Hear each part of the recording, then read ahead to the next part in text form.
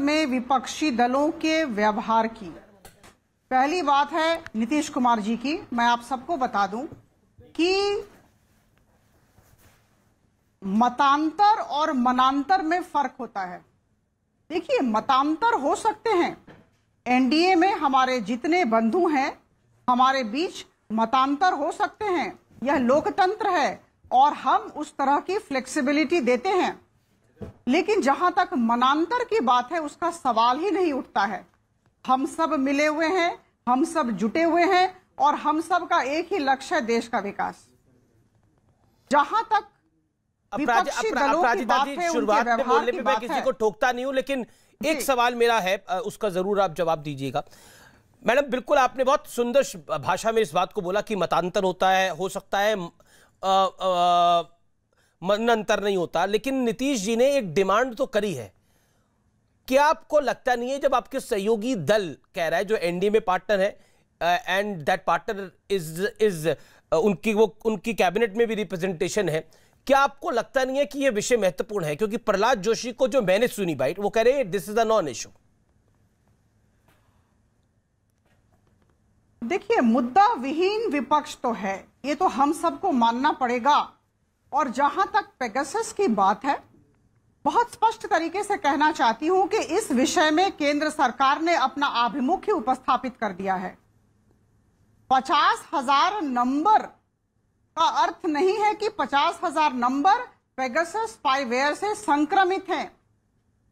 ये केंद्र सरकार या भारतीय जनता पार्टी नहीं कह रही है, ये एनएसओ ग्रुप कह रहा है, जो इस स्पाईवेयर का जनक है, इसे याद रखें। और दूसरी बात, एनएसओ ग्रुप ने ही कहा है कि पाश्चात्य देश हमारे क्लाइंट हैं। जितने देशों का जिक्र है ये हमारे क्लाइंट नहीं हैं। तो जब जनक ने ये कह दिया, जब कोई प्रमाण नहीं है, कोई सबूत नहीं है, तो फिर इस पर चर्चा क्यों हो? चर्चा हो जन केंद्रित विषयों को लेकर।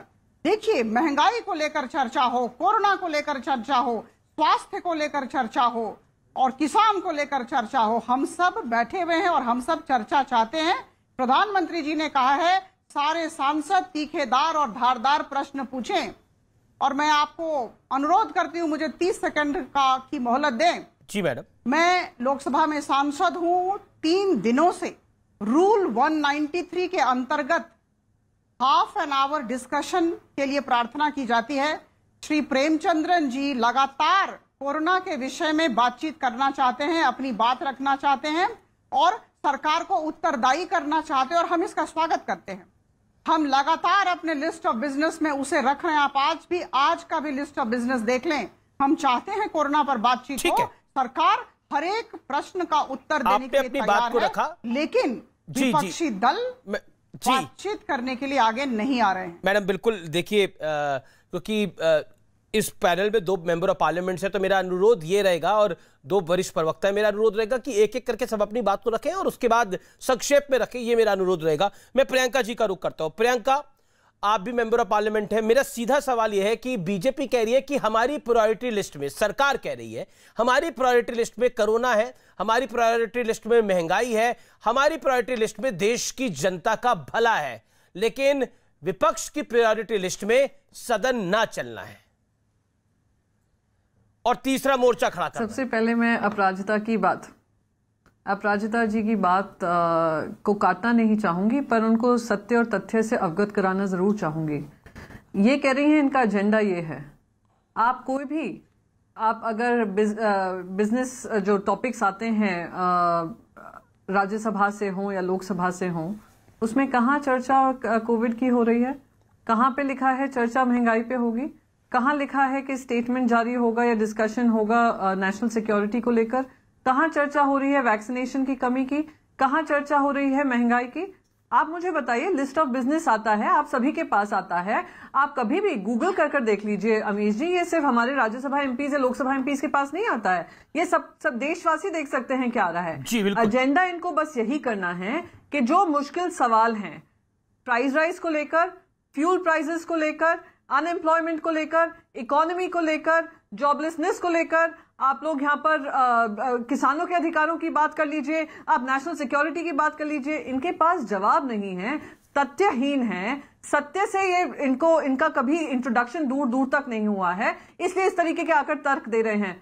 अगर कोई चोर की दाढ़ी में तिनका नहीं है, इनके साथ सत्य है, तो क्यों नहीं इस पे चर्चा हो? अब बता रही हैं 50,000 नंबर आए हैं, 50,000 तो छोड़िए, 300 नंबर आए हैं इंडिया में।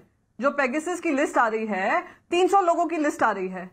सारे देश जिनके नाम आए हैं वो इन्वेस्टिगेशन करने को तैयार हैं। इजराइल के रक्षा मंत्री फ्रांस जाकर फ्रांस की सरकार से माफी मांग चुके हैं।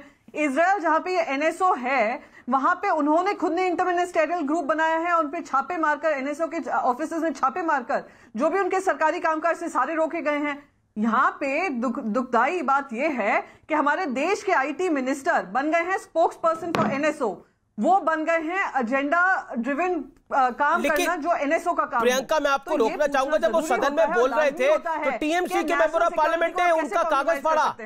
जब वो सदन में बोल रहे थे, राज्यसभा में आप भी सुन रही होंगी, जब वो बोल रहे थे, उनका सदन में अश्विनी वैष्णव का कागज फाड़ दिया गया, उसे हवा में उड़ा दिया गया। क्या वो मर्यादित था?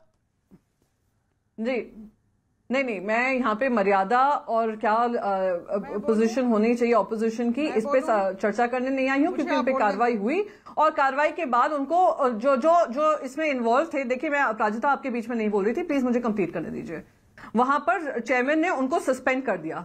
हाउस फिर से ऑर्डर में लाने की जिम्मेदारी सत्ता पक्ष की होती है। पार्लियामेंट्री अफेयर्स मिनिस्टर विपक्ष से नहीं बनकर आते हैं, पार्लियामेंट्री अफेयर्स मिनिस्टर सत्ता पक्ष से बनकर आते हैं। सत्ता पक्ष की जिम्मेदारी होती है, और ये मैं नहीं कह रही, अरुण जेटली जी ने कहा है। और आप मुझसे इतने तीखे सवाल पूछने से पहले मैं आपसे पूछना चाहूंगी, 2009 में जब यूपीए 2 थी, तब 93% वर्क प्रोडक्टिविटी होती थी दोनों हाउसेज में। किसने इसको खत्म करने का काम किया? 43% लाने का काम किसने किया? किसने बताया कि डेमोक्रेसी में disruption is a right? Sushma Swaraj ji ने कहा, क्योंकि she was leader of opposition Lok Sabha. किसने कहा? अरुण जेटली जी ने कहा, लीडर ऑफ ऑपोजिशन राज्यसभा।